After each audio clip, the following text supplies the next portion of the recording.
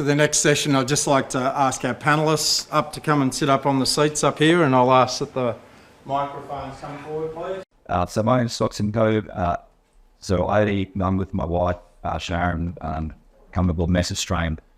So we're a models award. We learning design house. So what we do is we go into large corporations, work with their local development team to bridge the gap between what their company's species is and what their individual employees' success looks like. That's simply us. Thanks, Scott. I'll get to the hand of Tanya.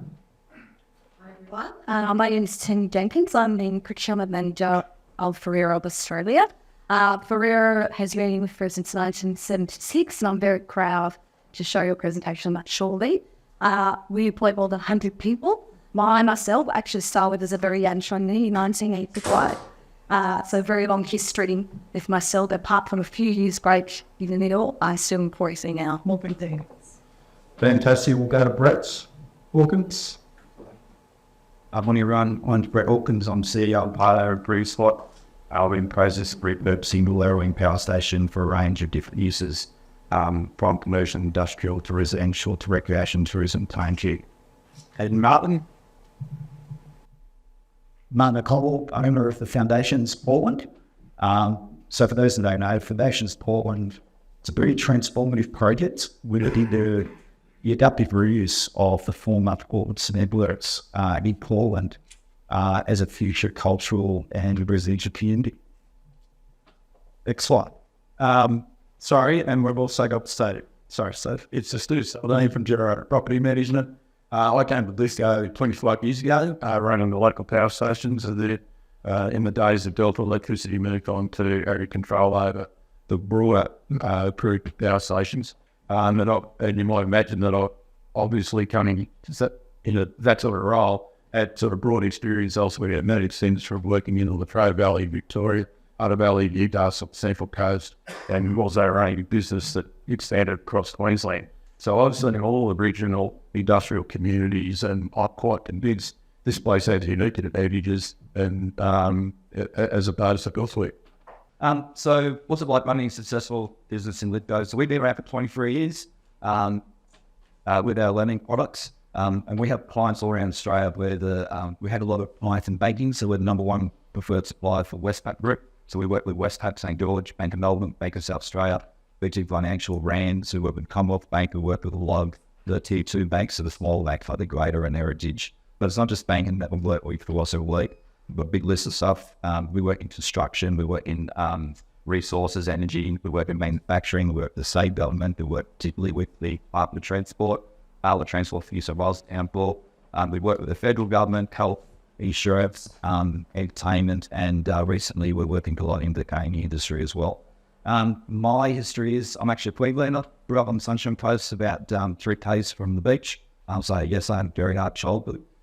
Spent 10 years in the army, and then my wife got a job here at LaSalle Academy as a teacher. So we probably moved to Lithgow for a couple of years, do our time, and then move on somewhere. 25 years later, this is home. There's no way nowhere else in Australia I would live in. This is where I've wanted to fly. So what's it like running a small business in Lithgow? I mean, I can sort of do a few things. One of the things we love about Lithgow is our workforce. Now, having an IT or that type of business, we don't have a lot of people in this area with skills that we would require. So we employ instructional designers, graphic designers, videographers, animators, production people, programmers, developers, and then a lot of admin staff and quality control people. So what we've found over the last 23 years, we hire on culture and attitude, and it's been very, very successful with us. So we'll get someone with sort of the right skills, bring them in, give them the training, and that seems to stay with us. Probably 50% of our workforce over the last 23 years has been under 25. So we kids out of high school, the University from either Bathurst or from Western Sydney, train them up. And why I make that a big point is that the average employment as of today, stay with people as we employ people for more than 8 years. Everyone stays with us and don't have a big turnover. We have really good people. So we do on culture. At the moment, we've got 17 staff, so we've just pushed from small business up to medium-sized business. 15 of them are in Lithgow. We have a lady in Adelaide and a lady in Penrith that also works for us. The lady in Adelaide before COVID, we would bring up 4 times a year. we here for a couple of weeks and then sent home. Now after COVID, everyone it's all about remote working and video conferencing works a lot better now. So we aim for once a year. Leading parent comes over once a week and works some hours. We also have a very flexible workforce. Keep doing work from home, or really doesn't matter as long as the work's getting done. But we find that on any day, everyone's in the office. So the young works from home. They like to work where they are. One of the great things we love about working here is location city, as they say. Before COVID, I would be in Sydney once a week, being clients. But we work for clients all around Australia, as you can imagine. So even just this week, I'll be talking to them in Sydney, Brisbane, Melbourne, Adelaide, and the Gold Coast. So it doesn't really matter where we live or work. At some point, we have to commute. Since COVID, I've actually been to one time in both the base. Everything's just done on live for us now. So we've got really suits us with the style of business that we do. One of the advantages I find as a small business is the office space in Lithgow. So we purchased an office of Jamie about 10 years ago in Lithgow. And I don't think we'd be successful or as successful if we didn't have the space we've got. So we've got a 310 square metre office on Main Street, Lithgow. We've decked our offices, conference room, breakout rooms. But what we've also got hidden in the back is a full photographic studio, video studio. Because as you can imagine, what we used to do before we got the office is that we'd have to close the bank down. And banks don't like that to go in and still or photograph what we need to do. Or we'd have to go on weekends and then get security staff to open banks and stuff like that. So what we now do is we will green screen or shoot actors and models in our studio, and they would composite in, and everyone's happy we'd have to close and sort of business down. So having that available space at a reasonable price in the shared regional areas. One of the last things I'll talk about is tech. We move a lot of files. So the lady in Adelaide's actually our animator, and as you can imagine, sending video and animation files in and out of Adelaide to the Lithgow office is quite large. Just because of the type of work we're with and the clients we have, nothing we have is in the cloud, so we have a VPN connection through. We run off the NBN. Just at the end of last year, we got switched to fibre into the office. We were on fibre to the curb. And the reason I mention this is if you need move a lot of data, the traffic in Lithgow is fast. So where we were on a gigabit, we did pulled ourselves down to a 500, 200 connection. Testing it yesterday afternoon, we got 540, so we're getting more than what we're even paying for. And the upload was about just under 200, so 196 or something like that. So one of the great things, the last thing I'll say, I know all of us are going to say this, Lithgow is a great place for work-life balance. A lot of our people stay here because of the culture and where we are. It's got great natural location. It's an easy commute if you do want to go to Sydney. The people here are amazingly friendly, and Lithgow as a whole, outside of work, have amazing community groups, fantastic sport, and as I say, it's just a great place to live. So that's me from the small business perspective. Thanks, Scott. As we know, small business is the backbone of the Australian economy, so you shouldn't talk yourself down, and it sounds like you've been hugely successful from this location. I'm just going to hand to Tanya now to tell us all about Ferrero. Thanks so much. Thank you. Today I'm just going to focus on our much-loved brand, which is Nutella, basically because I know that we're quite low profile in the town, and I wanted to share some insights about our factory and our people, and particularly our brand. So in 1976, we were lucky enough to open the plant here in Lithgow. At the time, there was a government organisation called the Department of Decentralisation. They actually funded Ferrero and gave them a low-interest loan to relocate to the regional area, which was lovely. This area also offered a labour, great labour that we could employ, and with a low turnover, and as well as that, the climate was perfect for Nutella, so that's great. In 1978, we started production of Nutella, and we haven't stopped since, and I'll have some more numbers on that a little bit later. Back, Steve, if you don't mind. And another one, if you could go back. Sorry.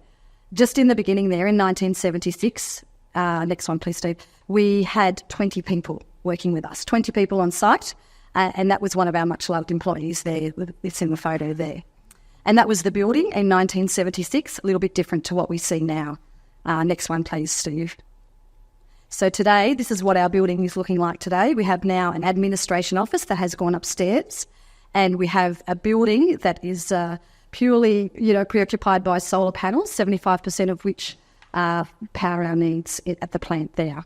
Next one, thanks, Steve. So particularly for Nutella, we have a lot of formats that we produce there at the plant, from the small little sachet up to the 1 kg pack that we pack a twin pack for Costco. Now, we're producing predominantly for Australia. 60% of our volume is sold in Australia, and 40% of our volume goes to Southeast Asia, at New Zealand and Japan. And you can see our volume evolution there, coming from, I've only started 2003 there, but good news story in terms of that trajectory. This year, we are producing 15,000 tonnes of Nutella. Our ambition, next slide, if you can click, please, Steve. Our ambition is to, in 27-28, to produce 20,000 tonnes of Nutella. And we have a very big strategic plan to get to that point. Next slide, thanks, Steve.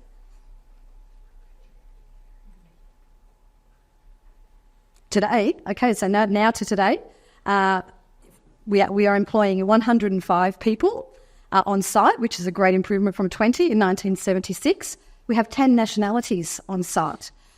We also have a gender rate of 45% male, 55% female, which is lovely. In our own management team, we are split down the middle, 50% female and 50% male, which is wonderful to see.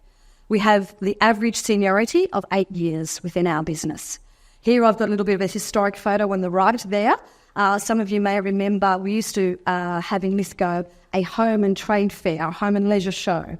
This is taken back in the early 90s, and to show you 3 of those people in that photo, including myself, is still with the business, and 1 has retired. So just to show you that home and leisure trade fair that we had during those times, we used to sample all of our products. We used to have a lovely raffle. We used to sell sample bags. And I can tell you every year we had to make more and more sample bags, because by day 1, on 2 days, they were all gone, which is lovely. Next slide, thanks, Steve. So in terms of the business globally, and our group injects more than €1 million into our business every year for capital investment. So that's about 1.3 Australian dollars. And we're very, fortunate that we do have the backing of the group in terms of that. They are investing in our company every year, which is really great to see. We also have a very big quality department within our business, and we are undertaking more than 10,000 analyses every year on either raw materials, packaging materials, and our own finished products. So quality is a very big key within our business. As you know, consumer is king, and we need to ensure that the products we are selling are of the highest quality. We also have so far 180 days without a reportable safety incident, which is actually a great achievement. In terms of sustainability, we are very big in this area as well. As you know in the other photo, we've got 75% of our roof covered with solar panels over a 3-stage project that we did with a local company, Solgen. And we are generating 20% of our power needs, our electricity needs for our plant. Our next stage, which is a very exciting project where we've just placed the purchase order for, it's for electrification of our hazelnut roaster oven. And currently that is a steam-fed gas-generated oven, and it's 30 years old. So we're really excited to have the first within the group electric vertical roasting oven. And we will have that at the end of this year, which we're very excited to see come to us.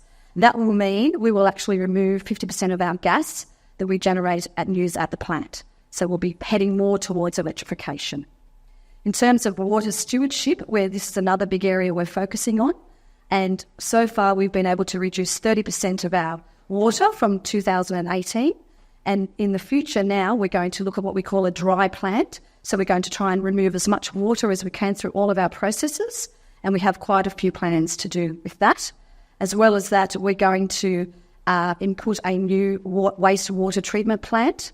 The one we have currently now is almost 20 years old and it's had its life. So we're looking now at new options to have a wastewater treatment plant installed at the plant. Thank you, Steve. And that's all from me. Thank you. That was Danielle, and then my 5-year-old asked in the story, wouldn't mind, talking to the mother about the health benefits and the dying. Sure, I can. She is allowed very old to say. We'll now throw to Brett Hawkins from Brain Spot. Thanks very much, Ian. Yeah, I was saying to Tanya earlier, actually, that I think one of my sons is underpinning a stellar growth curve. So looking forward to continued discussions over the next couple of days. Steve, I might ask you to just fast forward to the Lithgow journey slide, if you wouldn't mind. And while you're doing that, I'd just like to endorse Mayor Statham's comments about to acknowledge everyone who's played a part in bringing this day together, and particularly you, Steve, your tenacity and drive in doing so. Also acknowledge the Black Gold Motel, Rob and Linda Clough, for this wonderful venue that we're hosting the event in. And to be honest with you, in terms of why Lithgow, it's passionate people like those people and a lot of people that I've met in Lithgow that are one of the key reasons why Green Spot's decided to invest here. Just the Lithgow journey, one please, Steve. I'm just conscious we've got a lot of time over the next couple of days, and I'm happy to answer any questions about our business. This is really important because I think, and touching, I think, on some of the things that Ian was saying earlier about Lithgow and its rich heritage and the significant contribution that it's made from First Nations history through to the industrial contribution that it's made, undeniably significant to our modern way of life. And our starting point is that Lithgow is therefore deserving of a sustainable and prosperous future. And we're trying our best to lay a platform for just that, in conjunction with everyone else in the room. We're at a bit of an inflection point. There are some structural challenges facing Lithgow and other communities like Lithgow around the country, but we believe there's a range of exciting future possibilities, provided we're all pulling in the same direction. So just the next slide, please, Steve. One thing that we at Green Spot looked at when we were looking at the Wallerawang Power Station site, which we acquired in 2020, was the range of significant endowments that the LGA possesses. And Ian, you were touching on some of these earlier as well, and they were sort of highlighted in some of the video collateral as well. But certainly in our site in particular, access to major arterial road networks, the main Western Rail Line, digital fibre networks, these things we believe can be core enablers for industry. And pleasingly, with the support of ORED and others, we are receiving quite a bit of unsolicited interest in opportunities at the site. But these things don't only apply to the Green Spot side, of course, they apply to the LGA, because these are the attributes that the LGA has. Strategic location, for example, the work that Marty and his team are doing at the foundations, fantastic world-class master plan community there. But I think the big one that I'd like to highlight on this slide is the skilled local workforce. So I think there's enormous opportunity for local people to leverage their existing skill set into new job opportunities in coming years. Next slide, please, Steve. I think this slide, the reason why I wanted to show this slide is I think it's this great visual of the spot that Wallerawang and Lithgow LGA have in New South Wales. And again, it highlights all of the core enabling infrastructure, such as the arterial road network, such as the rail, such as the digital fibre networks, such as its spatial advantage in proximity to Sydney and to major commercial centres in the west of New South Wales as well, to play that key gateway connecting role between Sydney and the west. So just briefly, in terms of where Green Spot's at with the Wallerawang Power Station site, we've undertaken a demolition project which we concluded last year. We've been able to successfully leverage one of the core enablers, which is our proximity to the high voltage transmission network, by seeking and obtaining approval for a grid-scale battery. We've announced that we've partnered with Shell Energy Australia to build, own and operate that battery. And we're in the process of preparing and hoping to lodge a major rezoning application in coming months. And that will be to lay the platform for a range of future uses, including, as I said before, commercial and industrial, residential, recreation and tourism. So we're trying to deliver an integrated precinct to attract people to the LGA, to build a robust future-facing employment base, playing to the advantages of the area in that regard. And also to leverage, as Ian said, and as others have said here, the significant lifestyle opportunities that exist in this LGA, which cannot be overlooked, both to attract people here to live, but also attract tourists to the town as well. Thank you.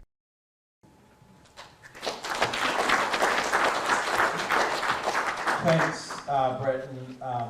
In terms of our conversations around transition of economies like Lithgow away from coal, and that will obviously be over a number of years. One of the discussions we've had is acting now. So we can't wait until we fall off a cliff. We actually have to activate land now. And I know then that, the federal and state governments are very motivated and understand that, particularly around power stations. So there's a number of sites, and I talk about power stations all the time. Because as long as ultimately infrastructure, electricity, water, rail, road, mostly those power stations have that, but it's up to government to enable those sites. That might be through planning, it might be through workforce or other things. So really great, Brett, to have you on the panel and to hear more about that and hear more about that over the next couple of days. And I'll just throw to Martin now so we can hear all about foundations and why Portland is the centre of the US. So I'll try and keep my points to more about why Lithgow and what I suppose initially drew me to the opportunity and what I've also learned along the line. And I'll try and sort of build upon a couple of these sort of good points raised already. I will say, Brett, the Ferrero comment you said, my kids, that 20,000 tonne growth, I think they're going to underpin that for sure. That's our favourite in the household as well. But look, for me, probably just to build upon what Brett said then about the historical significance. Look, Lithgow's rich history in the industrial revolution of Australia has been quite compelling. Obviously from coal mining to steel production, it really has been the centre for innovation and growth of Australia. And although I think the Portland Foundations project has got a pretty compelling story in itself, it was the first cement factory in Australia. In the growth of the 1920s, the boom of the 1920s, it was producing something like 50% of Australia's cement, which is pretty incredible. But I think it's a far more interesting narrative in the tapestry of the other history that Lithgow's got as well. So for mine, that's a big part of the story that we need to tell as a region. Look, the economic diversification, I think that was a very interesting point before that Marie said in particular. I mean, obviously it's going to be a main point of focus in the whole forum today, this whole transition economy, but the acknowledged need for diversification is here. This transition presents, I think, an opportunity for industries and technologies to sort of come online.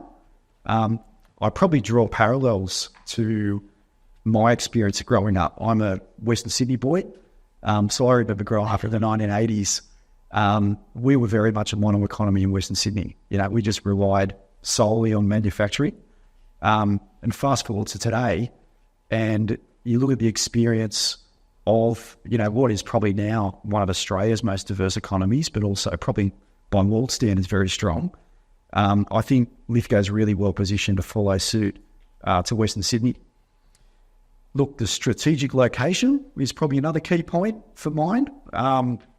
Obviously, you're within that sort of magic 2-hour ring to Sydney, but also, as it's been touched upon before, everyone's focused on the growth of the Central West. It's the talk of the town in Sydney, and Lithgow being that sort of gateway location is a very strong attribute as well. Massive one is affordability. I think getting the right balance between lifestyle and affordability is massive. We see that as a huge opportunity. The livability standards, along with the fact that you can afford to move your business and lifestyle here is a massive opportunity. And look, probably the other one is the supportive ecosystem that we've experienced during our time here in Lithgow as well. You really genuinely do have a strong community and government backing for what you're doing. Other businesses, great leadership in the area. You mentioned before, like Rob and Linda Clough, businesses that are established like Tanya at Ferrero, but we have found that it's a very strong ecosystem of the whole business, government, and people that live here as well. So they're probably my main points. Thank you very much. So, and last of top last stated. Yeah, well, there's one advantage of going last is that a lot of the points have already been well made, so I'm not going to make them again, but I might emphasise them. And I made that by way of introduction. I noted that I've worked in virtually all the major similar sorts of regional areas along the eastern Australian coast, or eastern Australia, and that this place is unique. And what makes it unique is that when I worked in other places, the people I were interacting with moved to the place in order to find employment. That's not the case here. People move here because they want to be here. And what that does is it gives a stable workforce. That's what drives the stability of the workforce. And that's important when you're looking to attract the skill base you've got. Secondly, the skill base you can access is not just Lithgow. It goes beyond to the eastern side of the Blue Mountains. Maybe occasionally you'll get somebody from Western Sydney even. But it also extends to the west beyond Bathurst. Major population centres, and when you expand that, that's a lot bigger space to look for people that you need to attend the business, notwithstanding that working from home is now a much different approach to what it was pre-COVID. Secondly, the next thing is there's plenty of space. There's ample opportunity for greenfield sites to develop completely new businesses that have been sitting there ready to go for a substantial period of time, including some that Greenspot have got. And there are brownfield sites. And those brownfield sites already have a lot of things going for them that future businesses can leverage to their benefit. There's a support network from the government. Tanya touched on why Ferrero came here. Those opportunities still exist to help investment in this region.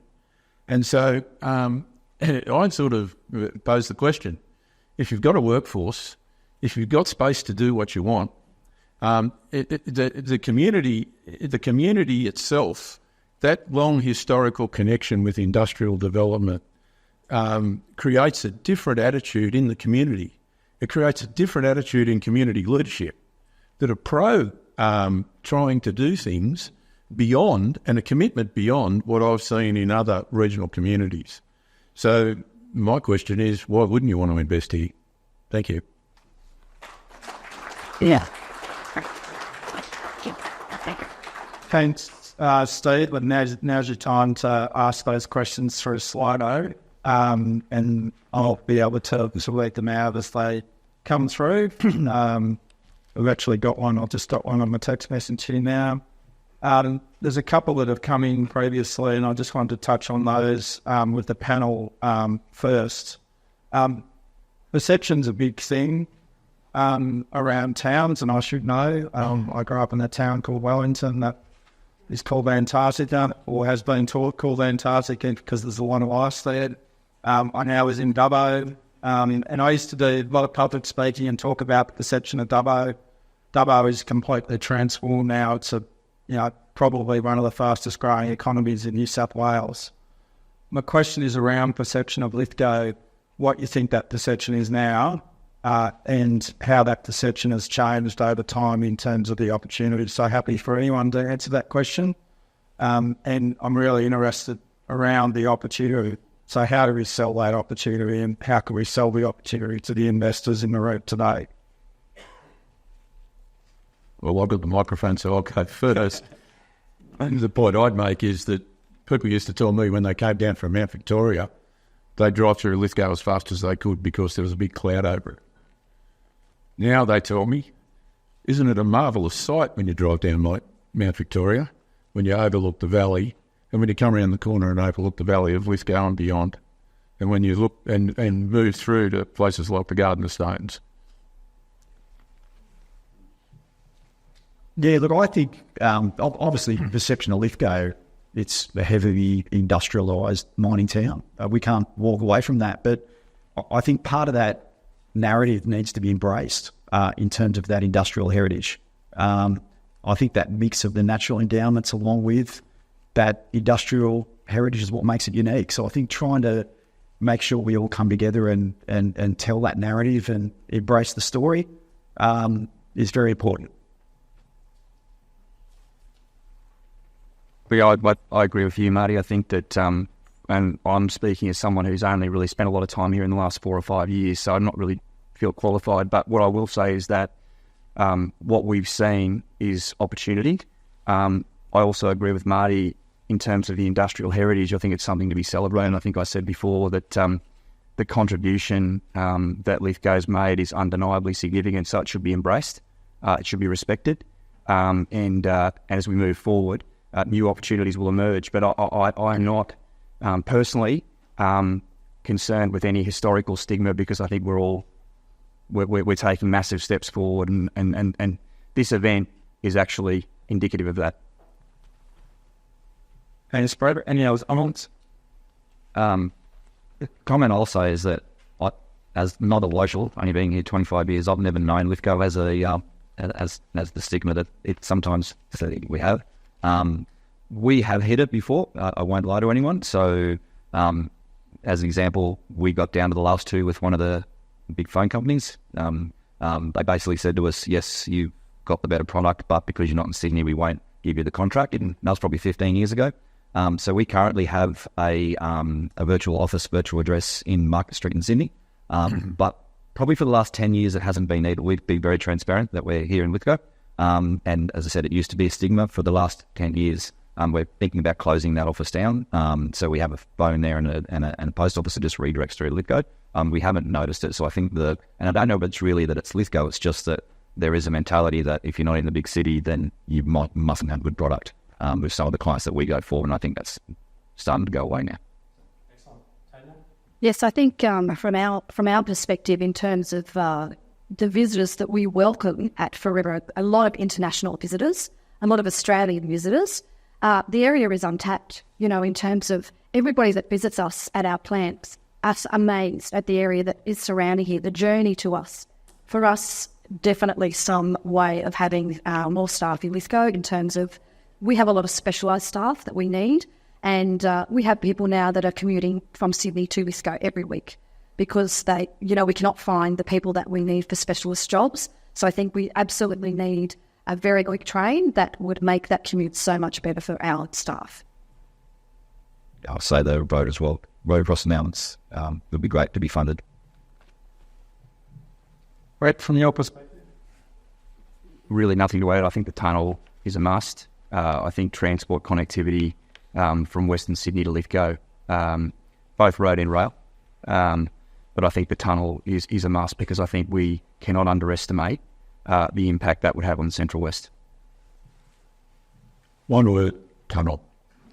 I think we're unanimous there. I didn't bring my checkbook today, but that's definitely loud and clear on that one. Another question, Lithgow is rich in artistic and creative endeavours. How are these best woven into the transformational initiatives of Lithgow? I suppose I'll go and hold the mic there. Yeah, look, that, for us at the Foundations, has undoubtedly been a big inspiration for what's going to underpin the growth there of Portland and hopefully kick into other parts of the region. I think we were quite surprised the quality of the arts and sort of cultural events that were already happening. For us, the Walnuts, which you may not have heard about, but they're sign writers that sort of come together from all over Australia and the world, come to town. So that sort of helped inspired probably the baptism of our site, which was that big Guido Van Hilton solo mural. And we've really tried to kick on those initiatives now that Rich will get into probably pretty soon. But we are finding that sort of whole creative makers community is just something which is really untapped in the region. We're finding there's a lot of fairly acclaimed artists who are now sort of moving to the region from other parts of Australia because they're seeing that there is that arts and creative movement happening. So for us, we really think that sort of arts and cultural aspect is what's going to help underpin some of the growth moving forward. Thanks, Mark. Any other comments on that one? Yes, thanks, Ian. I must quickly say that, and Marty and I talked a lot about this, I think that that richness and diversity of experience is really important. I mean, our role at Green Spot will be more focused on commercial, industrial, residential and other opportunities, but to have that complementary level of activity at Portland and in other areas in the LGA just adds to the richness of experience. So we work together, not cannibalistic in any way, but as I say, producing that diversity and richness of experience in the LGA. Yeah, I might just I might just add one more comment to that, actually, because obviously diversity, there's no silver bullet. I know there's probably in some circles a tendency to think that tourism is the silver bullet or renewables is the silver bullet, but I think the economic diversity is all about having all these different moving parts contributing so that it makes quite an extensive sort of circular economy as opposed to sort of a mono economy. Okay, next question. So we've heard a little bit about, that there's a few manufacturers in town and very large manufacturers, and it's a bit of a theme in Lithgow. If you could describe some of the networking and business development opportunities that exist for manufacturers in Lithgow. I'll go to you, Tanya, if you're holding the mic, if you'd really like to answer them. I just need to think about that one for a minute. Well, the businesses in Lithgow, there's the fact that we're sitting here today with Steve being the main facilitator, which is the Lithgow business community behind it, is able to create the networks into the appropriate government departments to generate the momentum to bring forward the possibility of us facilitating this today is an example of it's just a prime example of the fact that the local business there is good connectivity and interaction between the local business community, helping each other solve problems, looking to how they can collaborate together for the benefit of all, and that's a really positive position.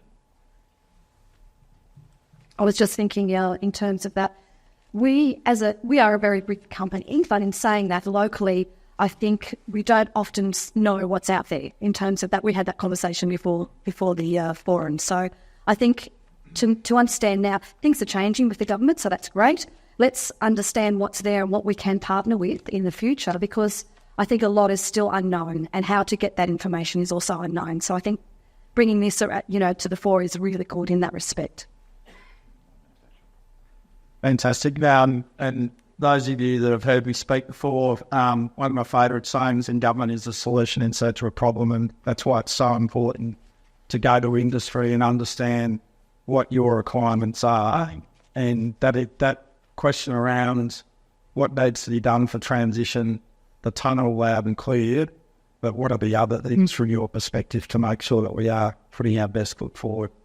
I think we've got about 5 minutes to go, so just a couple of other questions, and of course it's gone on the boing. Of the range of industries that could lead the economic diversification of Lithgow, what would be the panel's thoughts about which industry would provide the biggest bang for buck?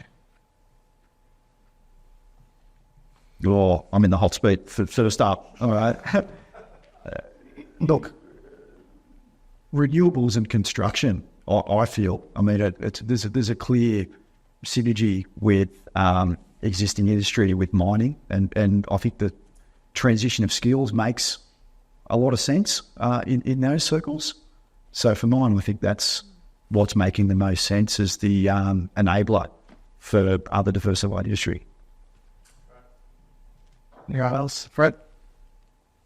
Well, I think the starting point, certainly the way that we're looking at things, is we want to attract industry to the Lithgow LGA that's employment dense, that's going to have a bit of a multiplier effect to support and sustain SMEs, and also to play to the strengths of the existing local workforce. So in terms of reskilling, retraining, upskilling, that sort of thing. So that's the focus. And we think the sectors, manufacturing is a key one. And manufacturing of renewables componentry, to your point, Marty, but then looking through that, what are the other sort of advanced manufacturing fields that will underpin growth beyond that?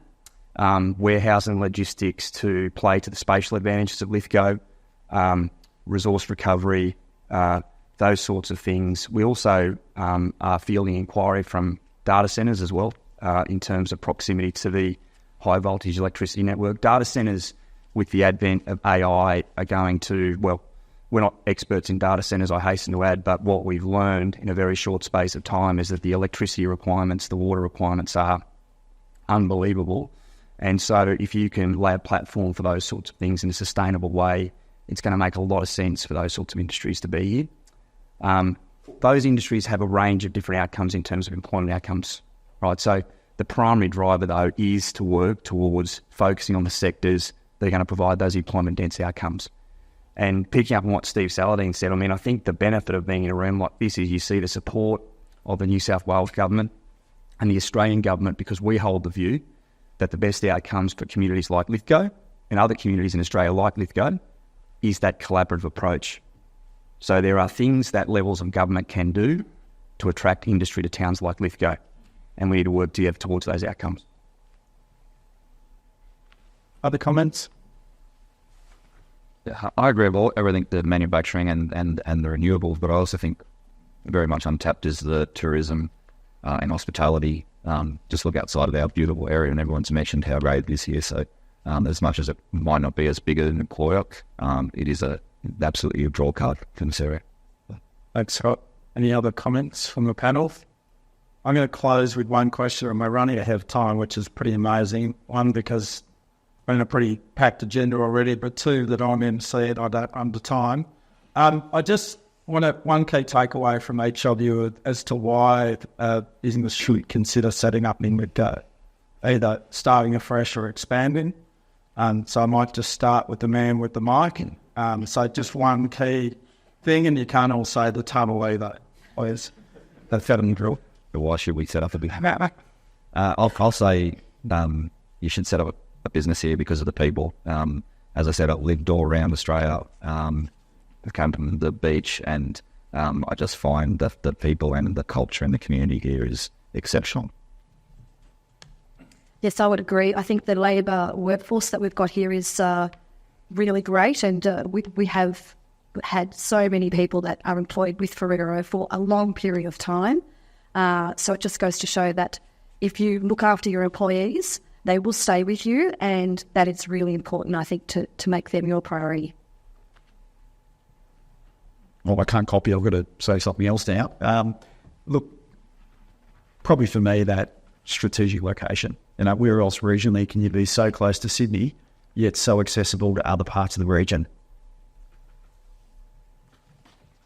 I'll go different again, and they'll say assistance and collaboration between the businesses that are here, the leadership that's here in the community, and the government sectors that are looking to advance the region's development. That all, if anybody's got any ideas, then working with that in that collaborative group ought to be able to facilitate the opportunities. I would agree.